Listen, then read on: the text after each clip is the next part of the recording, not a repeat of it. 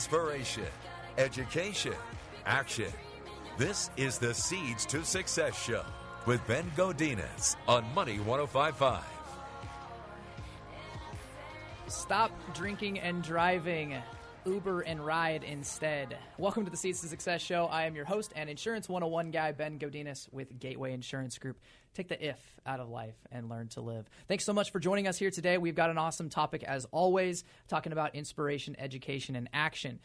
Today we are talking about being an Entreprenuer with Andrew and Michelle from Flatland Brewing Company in Elk Grove. Say hello, guys. Hello, hello. Hey, thanks for having us. Welcome to the show. I'm so privileged to have you guys because not only am I a fan, but I love what you guys are about. Love your beer, obviously, have from day one, but you are a living example of what I like to say as the American dream. And so we're going to get into what they do here in just a moment. We are on Facebook Live, so if you're at your computer right now, make sure you go to the Seeds to Success page and watch us live behind the scenes. If you're watching this after Tuesday at 2 o'clock, it's because of Go View This Home Productions, and they splice this up and put it all over social media, YouTube. Subscribe to the Ben Godinez YouTube channel. Follow us on social media, Seeds to Success. And thank you very much to Go View This Home. Not only do they do high-quality video production, but they actually do listings for real estate. That's their primary gig, and they help you sell your home faster. So follow them on social media as well. And we thank them for making this look pretty and, you know, making me look like a handsome gentleman. It takes a lot of work in post-production.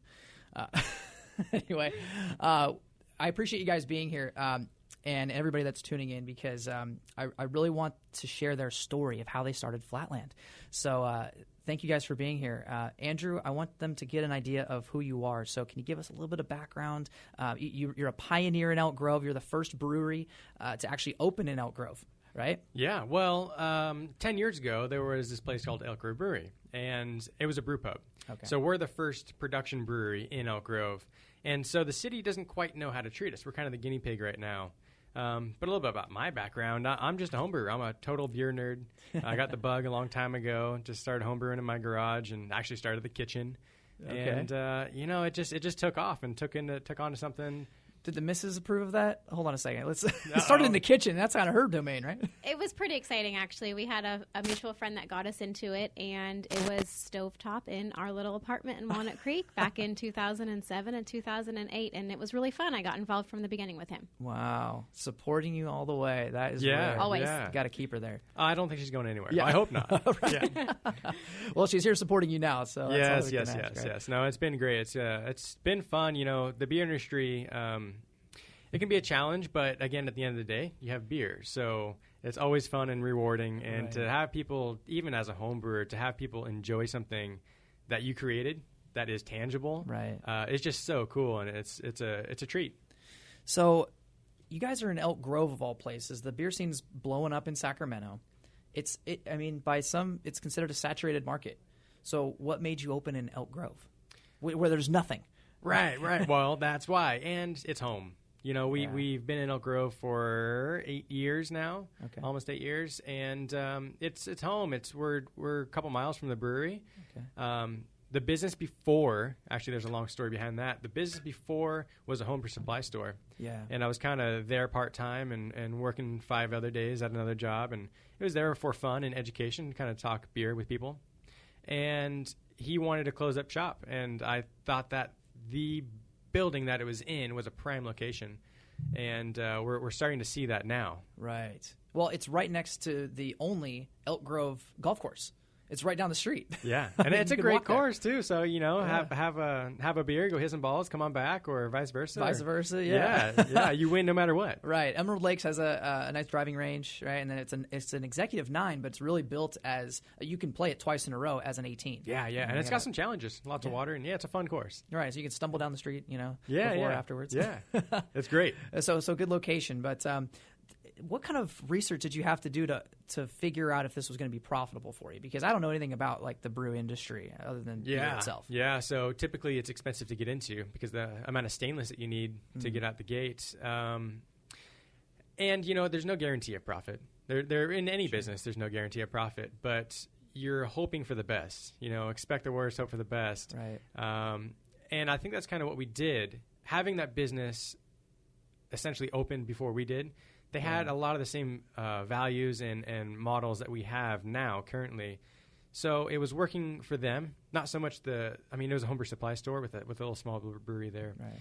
And I saw something there that could have been taken with and ran with, and here we are now, and I'm glad I made that decision. Yeah. So you saw an opportunity in it, though. Yeah, that's absolutely. the thing. It really is an underserved area. And in Elk Grove, when you ask anybody that's from the area, they'll go, there's nothing here. Right, but I come from the Bay Area. You guys come from the Bay Area. We're both from the East Bay, really. Right. And we come here and go, there's so much land. There's so many people here. There's 166,000 people in Elk Grove. That's unreal. There's no town in the Bay Area that has that, with the exclusion of course, San Francisco and San Jose. Right.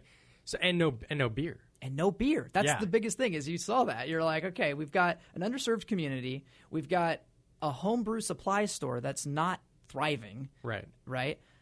Perfect opportunity.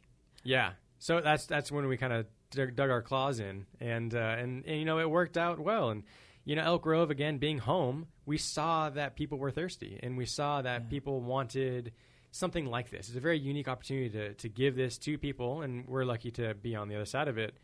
Because you have to go to Sacramento, or you have to go to, any of the Bay Area. San Francisco is pretty big right now for some cool breweries. In Sacramento, it has actually number 2 highest brewery per capita in the country. Wow. Did you know that? No, I didn't know that. So next to Portland. So Sure. Portland has the most amount of breweries per capita. Elk Grove, none. Oh, no. Right? Yeah. But now, since you guys have opened, basically 2 other breweries have opened now, or at least one has officially opened. One is totally open, Tilted Mash. They're about a mile away from us. And Waterman is about to open, hopefully before the end of the year. Okay. So, Tilted Mash, they've helped us out. They're great people. And I think they are feeling the same success that we've had, just being 2 breweries in Elk Grove. Again, the thing about being an entrepreneur is, if I can just kind of go off on a little bit of a, not rabbit trail, but a tangent, is you've got to see where the void is, but yet there's a demand for. And that's tough to do sometimes. But what I like about what you guys have done is you've said, okay, there's a huge demand in Sacramento. It's saturated. You can go downtown, you can go to 10 different brews within a mile or 2 of each other. Mm-hmm. By Beers and Sac, the app, it's perfect. I love it. So you can go to Beers and Sac app, and you see a map, and you see 24 different breweries, all within Sacramento. You saw that and said, let's start another opportunity in a growing community. And you picked Elk Grove not only because you live there, but because you said there are thirsty people there. For the last couple minutes of this segment, Andrew, can you talk a little bit about what's coming? Because you picked a location that is set to be like the new, what I want to say, Livermore, if that's comparable, where there was nothing there 10 years ago, and now they have the Paragon outlets, and they have all these new things coming. Yeah. Talk about what's coming in Elk Grove. There's a lot actually happening right around us. It's kind of cool. We're right off the freeway off of 99. And there's a new retail center that just is going to open. Now it's got plans to open. There's the big outdoor mall, which is going to be changing to outlets. There is a huge casino, the biggest rancheria in California, going to be going in a mile away from where we are. There's a huge soccer complex planned to be built. There's a movie theater. So where we are, honestly, is it's kind of tough to find right now. But because we have so much growth right around us, it's a gold mine. Right. Anywhere around this location is brilliant. It's incredible. It really is. Because I also live just a few miles away from, I think, where you guys are, next to the old town of Franklin, which there's nothing there, obviously. But they're also going to make another pass-through from Highway 5 to 99 eventually in the next couple of years. So that's going to drive people from the west side of town all the way across to the east side of town and connect people vice versa. Yeah, that'd be great. Bring more traffic down that way, and they're going to need it. It's going to be so busy out there that they're going to need lots of ways in and out. That's right. So, again, Uber and ride. Don't drink and drive. Which, especially when you're coming from the Emerald Lakes Golf Course. Oh, yeah. All right, we're going to be back here with Andrew from Flatland Brewing Company. Stay with us here on the Seeds of Success show. This is Sacramento's Money 105.5. Join the journey. This is the Seeds to Success show on Money 105.5. Welcome back to the Seeds of Success show. I am your host and Insurance 101 guy, Ben Godinez with Gateway Insurance Group. Take the if out of life. and learn to live. Thanks so much for tuning in. The show is brought to you in part by Go View This Home. So go make sure that you subscribe to my YouTube channel, guys. I encourage all of you because you'll actually see all the videos when we post them, so you can really see who's talking and get more insights. And as well, you'll get to see all the cool stuff that the Facebook Live viewers are seeing right now, which is the Flatland goodies. So they actually have growlers, and they have glasses, and now you guys have, what are they called? The cannerators? Growlers. It's so awesome. So, all right, let's get back into Andrew here from Flatland Brewing Company, who is a pioneer entrepreneur. He has started the first brewery here in Elk Grove currently, and since then there's been a wave of new breweries that are opening up in Elk Grove. So we're listening to him and getting some of his insight and applying it to all of our businesses, because whether you're a business owner or you work for somebody, you've got to innovate and you've got to do something different. And that's what these guys are doing, and that's why I brought them on the show out of all the different breweries that are here. So talk a little bit about what makes you guys unique and what made you guys stand out, again, in a saturated type of market here in Sacramento. Yeah, well, that's kind of easy. I think our standout, our vision is quite a bit different. We constantly rotate beer. We never really have, I don't want to say never, because, who knows, it's going to be a long journey, I think, but we try not to reproduce the same beer. So most breweries you go into, you have your core beers, an IPA of some sort, and a pale ale, a stout. We like that, but that's not the way I like to drink beer. And so that's not the way I want to show the beer off. And so, every batch we brew is going to be quite a bit different than the last one. We may take inspiration from previous batches or other breweries, and take a spin on it and put something different out. That's incredible. So it keeps everybody guessing and keeps them coming back, right? And I'm the same way personally. I never have the same beer twice, or at least I try not to. So I try to go to places that serve a rotating tap, right? And that's what you guys offer in the brewery. So you can go back to the same brewery and get a different beer every week. Yeah, it's fun, and we did quite a bit of research on that before we opened the brewery, and the average beer drinker is the same as us. They like the rotation. They always come in and say, what's new? And we noticed that it's the number one selling beer of the weekend every week. So we have a new beer out practically every week, and it's the number one selling beer every week. What do you know? So yeah, look at that. It works. It works. Keep people guessing. I love it. Now, where do you even get your recipes? Like, how can you possibly come up with like 8 different recipes a week? Yeah. How does that work? It's all because of Michelle over here and cooking in the kitchen. That's definitely where Andrew comes in. I'm the support on the brewing half of it. He really has the inside knowledge on the brewing aspect of it. Right. Okay. All started from the kitchen at home. So it did. Yeah. And honestly, speaking of the kitchen, we do a lot of inspiration from food. There's a lot of combinations out in the food world, the culinary world, that work really well. And so if you can put it in a liquid form, like a cucumber sour. Right. That sounds funky and weird, but Which I tried it last week, and it was very delicious. Refreshing. It's spa water practically with acidity. Black Forest Stout, cherry chocolate stout. There's chocolate hazelnut porter. I mean, that's a fun beer that my wife likes. Wow. There's so many different ways that you can get creative. Actually, speaking of Riscate Coffee, we're going to be using their coffee in one of our beers coming up. It's a golden coffee milk stout.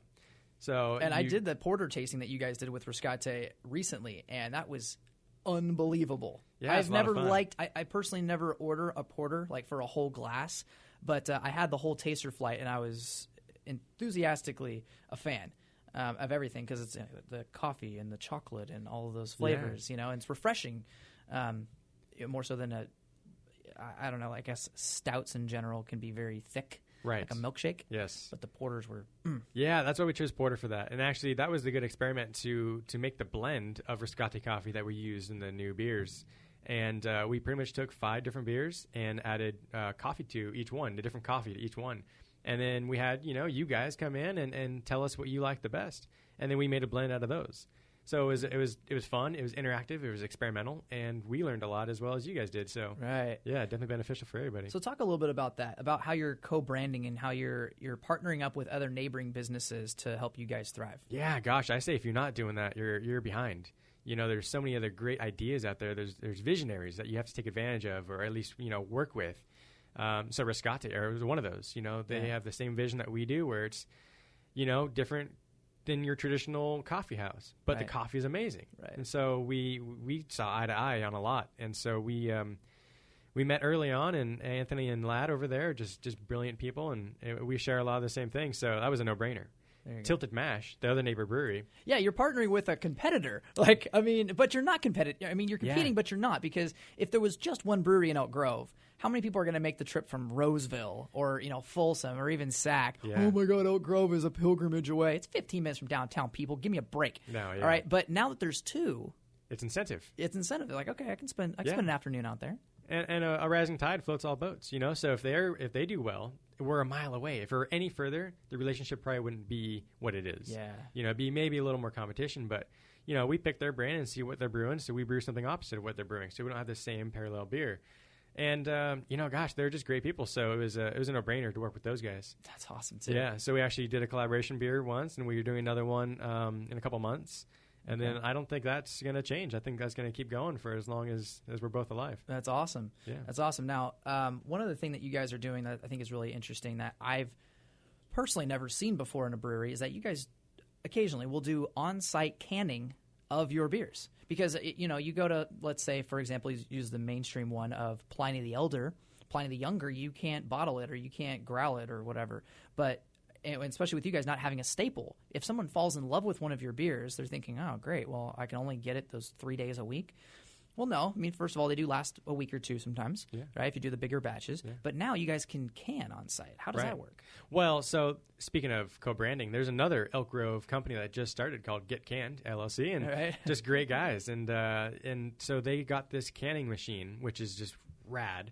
And you put it on the counter, you put beer into a can, and you steam it right on site. So it's like a glass growler you would typically have at a brewery, but in a better format. It's less volume. It's 32 ounces. And so you're not committed to 64 ounces of one beer like a traditional growler. Right. So it's been great having that machine around. So we just kind of rent it off those guys. They do all the hard work, and we just play with it. Right. Okay. Yeah. So actually, this weekend we're going to be having it back, and hopefully for a couple of weeks. Excellent. We've had a hard time actually keeping up with demand, and so we've had to grow faster than what is comfortable, but it's still fine. And so the crowler machine we actually had to stop doing for a couple of weeks because we were selling so much beer. Wow. Yeah, so we had to slow down. And if we run out of beer at the tap room, that's a bad sign. Right. I'd rather have no distribution. Right? Yeah. I mean, that's an incubator. So, I'd rather not have distribution and only have beer inside. And so that's kind of what we're doing right now, which is again, opposite of what most breweries do. Right. Now, are you guys planning on getting to the point where you're getting sold in stores? Eventually getting the 6-pack of cans or what have you. Gosh, that's so far down the road. That's not even – it's a goal. Yeah. But it's not quite the brand that I want to help build. Right. Obviously, there's a lot of people involved in this opportunity. But if we could be the neighborhood brewery, that's my goal. And have people, after work, bring the kids over after a baseball game, after a round of golf, come hang out. Right. Yeah. Softball, namely. Yeah, absolutely. Shameless plug. They are my softball sponsor, them and Beers in Sac, coincidentally. So you guys made us some awesome jerseys. Those were some fine-looking jerseys, I have to say. Absolutely. They kind of remind me of like the 1921 White Sox or something with like a long, baggy, jersey. It's awesome. Yeah. But yeah, I mean, it's perfect. For me personally, it's how I warm up before the softball game. Yeah. And I've noticed that it helps me hit home runs. It's the loose juice. If you guys know me, you know that I'm shorter than the average male. And I'm not typically the home run hitter. I'm usually the leadoff guy. I'm literally the smallest guy on the team. So I never hit home runs over the fence. 300-foot fence, tall fence. And I had the Aloha Ale before one of my games, which is a, triple IPA? It's a triple coconut pineapple IPA. Yeah, coconut IPA of all things. And I hit a grand slam when the game was tied in the 5th inning, a 3-run homer in the 7th inning, and a triple off the wall. So I scored, I think, 9 out of our 11 runs that game, all because of the Aloha Ale. I did nothing different. Oh, right. Other than just add that to my recipe. So I thank you guys for that. Well, thank you. So there's some magic potion in the coffee or in the IPAs for sure. That leads me to my next question before we go to commercial break, which is basically like, how did you get your experience in brew making other than just experimenting at home? You must have learned how to make beer from somewhere. Well, honestly, it's just a lot of research. It's a lot of home brewing, a lot of research, and kind of being around beer-focused people. you just absorb. You know, if you're an open mind, you can just absorb a lot more than you would if you're not. And so that's kind of the way I think now. And even still, you know, a lot of people coming in and give us advice. And I'll take it. I'll try it. And if it works, it works. If it doesn't, then, you know, I can try it again. But, you know, that's the cool thing about our model. Gosh, it's really just a lot of research and homebrewing. That's awesome. Yeah, no real commercial experience. So in 2007, when you started homebrewing, was your goal to open up your own brewery? Yeah, you know, not right off the bat, but shortly thereafter. Okay. And I would say every home brewer gets that bug right off the bat. I mean, it's a fun hobby. It's a lot of work, and it makes you respect, obviously, any alcohol, but beer especially because of the amount of labor that goes into it. But you have beer. So, I mean, you're always happy. You're always in a good mood. And, you're drinking something that was made from practically nothing. Right, literally nothing. Yeah. And water and if it works well, it's a great feeling. What kind of did you ever test your beers at like state fairs or, you know, around the? Yeah. So early on, I was doing quite a bit of competitions and had some success. Before I started doing that, I mean, it wasn't great. Yeah. But the competitions helped round it out. Okay. Yeah, excellent. All right. So, because I'm thinking about for people that are listening and how they can apply this to, you know, their business or their dream. You started experimenting at home, probably, well, in the kitchen, you know, by the grace of your wife, and low risk, low tolerance, not necessarily making it public, but mastering your craft, practicing behind the scenes when nobody's watching, you know, and grinding it out. In your case, drinking it out or whatever, but failing forward. And so with every batch that you made, you're learning something from it until you got to the point where people demanded it, you wanted to do it, and then you just jumped all in with both feet. Right. And that's what we're going to talk about here in the third segment. So I thank you for your knowledge here. Stay with us here on the Seeds of Success show with Andrew from Flatland Brewing Company. This is Sacramento's Money 105.5. Now, more Seeds to Success on Money 105.5. Welcome back to the Seeds of Success show. I am your host and Insurance 101 guy, Ben Godinez with Gateway Insurance Group. Take the if out of life and learn how to live. We are here with Andrew from Flatland Brewing Company in Elk Grove, right off of the 99, right when you pass the Emerald Lakes Golf Course, if you've ever been there. So you can stumble down the street and try out their rotating tap, 100% rotating tap, which is pretty incredible. But if you're tuning in with us live on Facebook, on the Seeds of Success page, you guys can actually see them behind the scenes. So make sure that you guys, if you're in front of your computer, to tune in. Now we're going to really ask the wife here, the backbone of Flatland, a little bit more about what it takes to be a family man, have kids, have a steady, stable job, and then start a brewery? So Michelle, just giving it all up. All up for beer? What? So, Michelle, can you give us your perspective a little bit on where you guys were and where you're at now, and really just what you guys have had to go through in order to be a pioneer?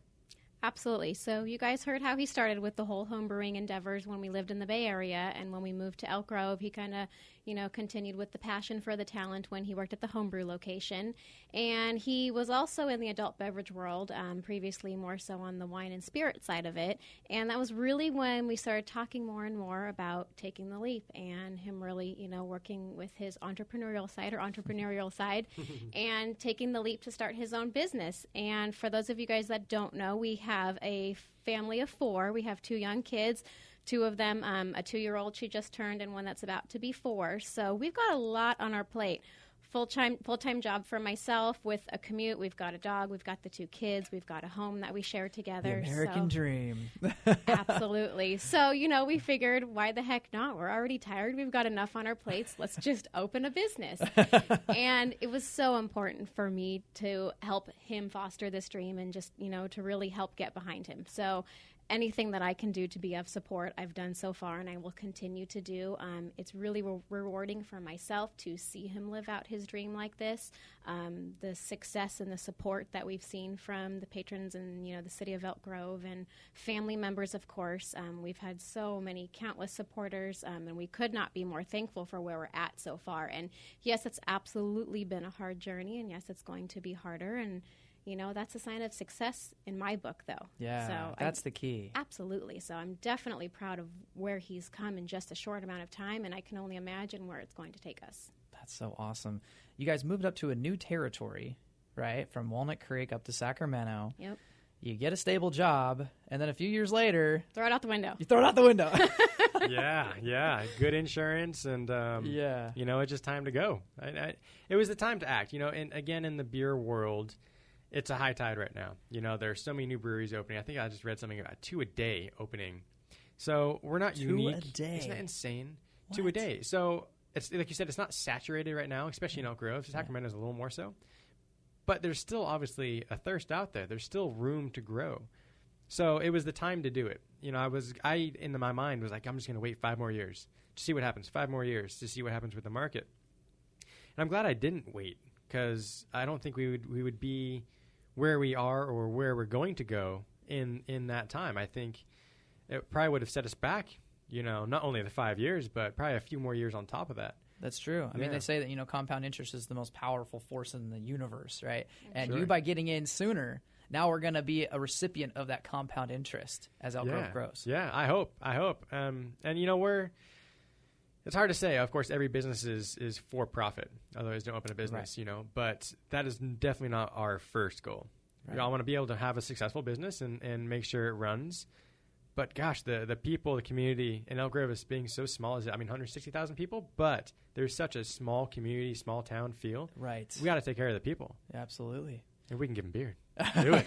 Who doesn't love a good beer? Exactly. Hey, did you know that beer, they just recently, and this is like in the last year or so, they recently just found a recipe for beer. I believe it was in in Asia somewhere, a recipe dating back older than the oldest wine.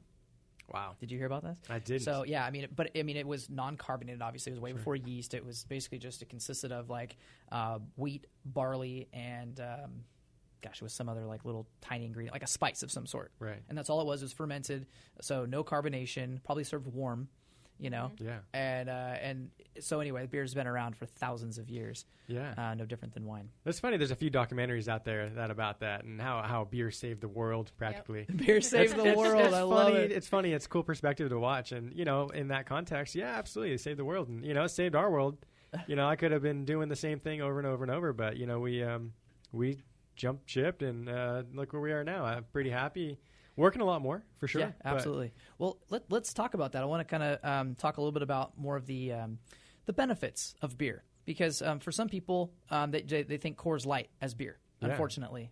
So let's talk a little bit more about the remedy of beer to educate people, as that's what this show is about, and something that's not really talked about, because I think wine is very culturally acceptable to sip on, but beer isn't quite yet a household name for something to be a connoisseur of. So... Yeah. I mean, it was a blue collar beverage. It's after a hard day of work, you go and have a beer. But it's becoming something quite different these days, where it is a craft, and the amount of flavors that we're getting, and just the amount of components that you use to make a beer are, tenfold of wine what you could. So the complexity, the carbonation. We did a beer pairing recently, and it just pairs better with food than wine. What do you know? But yeah, health benefits. It is a healthy beverage. Put down that sugary sports drink and grab a beer. Right? 21 and older? Yes, of course. Absolutely. So I wrote down a couple of things that we discussed, and some things that I've researched myself. One of them, can you talk a little bit about the folic acid? Because I realized that folic acid is an essential part of your macronutrients that you're supposed to have. Yeah. And actually beer is as much as we drink, but it's a huge source of folic acid. And there's really not many sources out there in the human diet that actually can carry folic acid. So make sure you drink your beer and get your folic on. Riboflavin, what is that? Gosh, what is riboflavin? As far as I know, it's kind of like an antioxidant sort of thing that helps free radicals. We kind of talked about that a little bit, and it helps decompress and strengthen muscle and loosen up a little bit. So check this out. So I play baseball, as all of our viewers and listeners know. I play baseball every Sunday, and I play softball during the week. And my arm gets tired, right? Everybody's arm gets tired, especially if you're a pitcher. And one thing that they tell you to always do is, you make sure you stretch or whatever and drink a lot of water. But what happens is, and we talked about this a couple of weeks ago on the show with Gina and Guy about fitness equals success, and they talked about oxidation. in your cells. So when you throw a lot, or you have some repeat type of muscle breakdown, whether you're working out, doing CrossFit, or you're at the gym, and especially baseball, you have the same muscle movements and whatever, and it breaks down that tissue. And so what happens is that your cells, they oxidate, just like when you cut an apple in half and you leave it out, it gets brown. That's oxidation. That's essentially what's happening to your muscles. It could be because you're breathing in more oxygen and it's kind of breaking down your cells. So what riboflavin does is it helps combat those free radicals that are produced from your muscles oxidating. And so by having a beer afterwards is one of the best remedies after you play baseball. Have a beer, and not your Coors Light, okay? I'm talking about something that actually has content, not club soda with a splash of alcohol. Right. Okay, so that's why I like to have a beer before or after a softball game, because it helps that breakdown, and it loosens up, it thins your blood, so it doesn't clog up as much, and it actually is somewhat of a remedy. Yeah, and a ton of vitamins. Vitamins. There's a ton of B vitamins in there that really help you go a long way. I mean, before and after any game, do it. I love it. And actually, sometimes they have runs that are centered around beer. They have the Beer Mile Run. Right. Yeah. Do you guys know about these things? Yeah, I've heard about this, and actually, there's quite a bit of press these days about it. Some new runners actually setting some records doing it. That's incredible. Not at my alley, but I'll leave that to them. Right. Michelle, what kind of benefits have you seen from beer, if any? One of the most recent ones that I saw that I was excited about is increased bone density. So what? You're setting yourself up for future success right there. I love it. Yeah. Future bone density, because that's what happens when you get older, right? Your muscles get frail. Naturally you're going to lose that bone density. So right, okay. Why not plan for it while you can? Because there's so many articles nowadays about wine. Like there needs to be more about beer, in my opinion. Yeah, and there are. Charlie Bamforth did quite a bit. He's the professor at UC Davis, and he does quite a bit of health benefits of beer and all that sort of stuff. And you can actually get a degree in this, can't you? Absolutely. Like a brewery degree. I don't know what it's called. But So UC Davis is the local school that actually has it. It's education in brewing science. No way. There's Harriet Watt out in England or Scotland, and there's a handful of schools, and more and more schools are opening programs like this to see the amount of demand needed in the industry. That's incredible. Yeah, it's great. I love it. I'm going to give a little plug here for Riscate again, because talking about craft and talking about the health benefits here, I'm totally switched over now to like a cold brew or iced coffee. I was never a fan before, but it reminds me, as you guys had the pairing before, why I loved the porter so much is because it's not so thick, and it has the characteristics of chocolate, which have antioxidants in it, and what's the other one that I picked up? I'm trying to remember the porters now.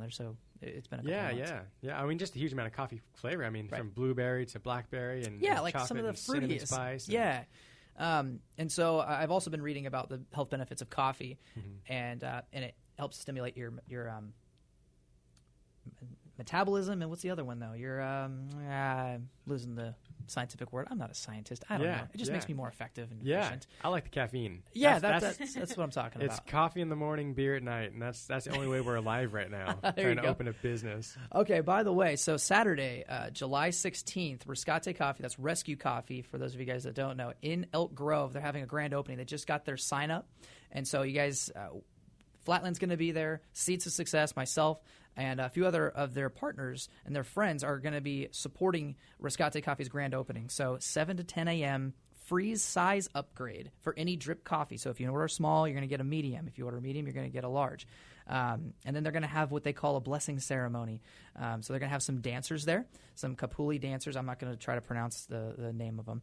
But be there at 10 a.m., for Riscate Coffee's grand opening. Visit with all the different partners, myself included. Learn more about what they do, their coffee, and they're also going to have some free mini cupcakes if you hang around there. So food, drinks, free upgrades, and then they're also going to do like $1 off frappe blended drinks and some from 5 to 8 summer dessert nights are going to start. So make sure you go out and support our local coffee house there in Elk Grove, right off of Highway 5 on Elk Grove Boulevard. And are you guys going to have any beer there as well? We won't have beer, but we will have prizes. So stop by our booth. Yeah, they're going to do some raffles, give out some glassware, maybe a shirt, gift cards. Yeah, okay. Help out the only roaster in Elk Grove. Yes, they actually are the only coffee roasters in Elk Grove, which is pretty incredible. They get their beans from all over the place, and they roast them in-house with their own recipes. So that's why you partnered with them. That's it. So we can create something that is unique to us. We're not going to the store and buying a generic coffee blend. Why not, right? And you can also buy the Seeds to Success blend there. Did you know about this? I saw that. Okay, so I have my own little hybrid coffee there. So make sure that you ask for the Seeds to Success blend. Unfortunately, the 20% off deal has ended. But you can still try the Seeds to Success blend, and I'll tell you what, I'm going to do a deal. If you buy the Seeds to Success coffee, I will buy you a coffee on me. Whoa. So I will work that out with Lad. So stay with us here on the Seeds of Success show with Andrew from Flatland Brewing Company in Elk Grove. This is Sacramento's Money 105.5. The Seeds to Success show on Money 105.5, the Money 105.5 mobile app, and online at money1055.biz. Welcome back to the Seeds to Success show. I am your host and Insurance 101 guy, Ben Godinez with Gateway Insurance Group. Take the if out of life and learn to live. We are here with Andrew from Flatland Brewing Company. Thanks so much for joining us here today, my friends. Thanks for having us. It's been great. I love it. Absolutely. Talking about beer, and his lovely wife, Michelle, who is the backbone of the business. So we thank you for letting him start his home brew in the kitchen and mess up probably all your pots and pans. It's the least I could do. Look where we are today. Yeah, right? Yeah, it all paid off. That's awesome. So we are going to, in just a moment, we'll have Jen join us here, hopefully, with her Jen's Jewels of Wisdom once we get her on the phone. But in the meantime, I'm going to do the... Oh, actually, we're just going to get Jen on the phone right now because she's on. Fantastic. She's on her Facebook Live, and she said she's on. So, Jen, are you with us? I'm here. Can you hear me okay? Yes, we can hear you perfectly fine. Thanks so much for joining us from El Paso, Texas. Oh, my gosh. We're actually at an hour outside at Fort Hancock. There's, no reception here. So I've been trying to listen to the show, but have not been able to get a whole lot of traction here. So... But I'm glad I'm on. Well, we're happy to have you here, Jen. So Jen joins us every week for 2 minutes of wisdom. She is a personal life coach and business development coach. So we're going to hear for what she has to say in relation to what we're talking about here. Yeah, and I hope I've prepared something in effect to what I think we were talking about today, and I hope it applies. So listen up, everyone. So basically what I believe we're talking about is the law of supply and demand, right? And Bob Proctor and Mary Morrissey go over this in the 11 Forgotten Laws. So think about this. Jesus said, ask and it shall be given, seek and ye shall find, knock and it will be open to you. Even the Upanishads, our 5,000-year-old religious text, states, from abundance they scooped abundance and more abundance remains. However, our human experience is with media and big business that we are trained as humans for a lack of scarcity, a lack of limitation. So we feel we have to compete for business, compete for jobs, and compete for the goodness that we desire and want. But we can't let this kind of thinking fool us. It is our way of thinking, our beliefs and attitudes that give us this perception of the world.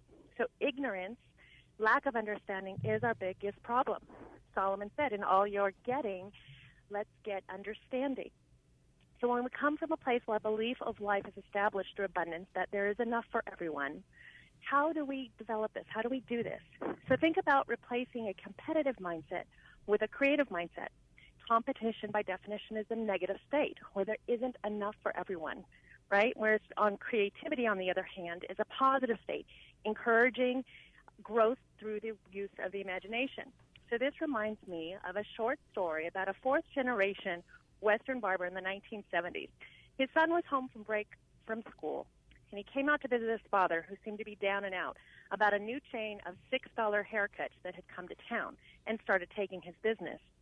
So the father was so depressed and worried about having to close his shop that the son wanted to help him. So the son believed and came from an abundant mindset that there is plenty for everyone. So he sat down with his father to try to turn his attitude around. And he tried to get his father to think of ways of not having to close his business. So when the son started throwing out ideas on how to open it up again, the father started to get excited.